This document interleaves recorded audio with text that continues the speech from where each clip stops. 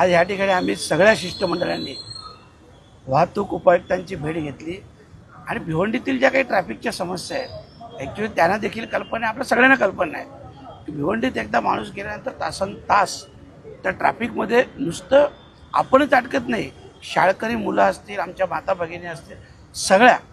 आणि खूप म्हणजे खूपच मानसिक त्रास देखील होतो. आणि म्हणून त्याच्यातून मार्ग काढण्यासाठी काही विषयावर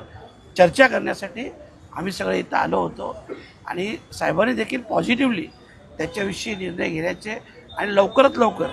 ज्या काही गोष्टी करायच्या आहेत त्या लवकरात लवकर करण्याबाबतचं देखील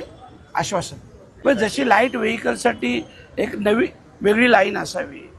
ज्या लाईन ज्या मोठ्या गाड्या आहेत त्यांच्यासाठी एक वेगळी लाईन असावी जेणेकरून लाईट व्हेकल तरी सहज दिसतील आणि मग त्या लाईट व्हेकलच्या माध्यमातून शाळा बस असते यांना देखील तिथून प्रवेश दिला जाईल, अशा प्रकारची एक योजना तयार करतात आणि मला वाटतं एक 8-10 दिवसानंतर ती आपण तिकडे राबवू.